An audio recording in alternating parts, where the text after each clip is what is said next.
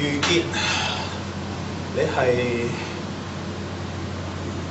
最令我頭痕嘅一個隊員嚟嘅，我自己覺得，因為你有好多種唔同嘅技術，但係每一種技術，每一個位置，你擁有嘅種技術，譬如打2個位、打3個位、打4個位，你又唔能夠好清楚話俾聽你邊樣最擅長。我睇你嘅射波，你嘅射波係有問題㗎，其實，因為你睇翻你嘅錄影帶，即係你射波嘅錄影帶，你射波係身飄嘅，你原地都飄嘅，咁變相係咩咧？就係有陣時入，有陣時唔入，落差好大啦。咁呢個要改善，我要求嘅係穩定性。仲有，譬如搶籃板，你唔強嘅，搶籃板球你可以改善，你身形唔差嘅。你嘅彈跳力都唔弱嘅喎，係嘛？你速度亦都有嘅，最弊就係咁嘅。你打邊個位最擅長？控球後衞好明顯你唔係啦，係嘛？控球後衞你好明顯唔係，你個 court vision 唔大嘅。好啦，我俾你擺射手，你穩定性都唔夠。好啦，咁打小前鋒啦，小前鋒你個籃板能力唔強，你個內線進攻板斧冇強，呢啲你要諗清楚，究竟你想做啲。我自己覺得你嘅條件最好係做小前鋒。小前鋒有一定嘅速度，有一定嘅射術、突破能力同埋控制籃板能力。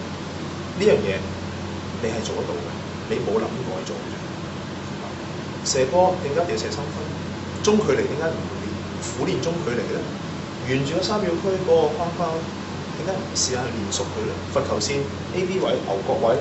係嘛？呢啲位近啲，容易掌握啲。仲有傳球質素，我唔 expect 你有point guard嗰個 vision，但係你諗下，你平時傳波，你係好集中精神去傳波，定係好求其傳波咧？有啲隊員係好集中精神傳波嘅，有啲隊員係好求其嘅，又即等到真係冇位啦，個波死咗先傳。呢樣嘢你要諗。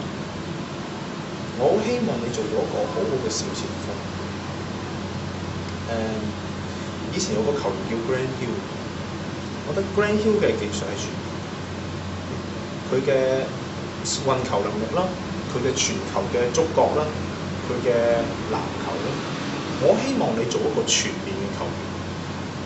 你係有一個全面嘅發展，即係其實你而家有唔同嘅技術喺身上嘅，不過每一個都未去到最頂級，最慘就係。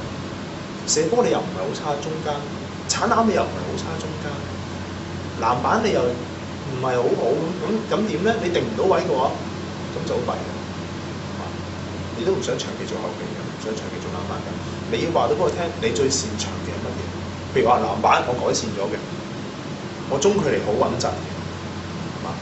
我鏟籃突破分球好強嘅，你俾一樣嘢我睇。我希望你盡快揾多樣你最擅長嘅。如果唔係，你永遠都係好似唔知點樣做替補球員啦，定還是點咧？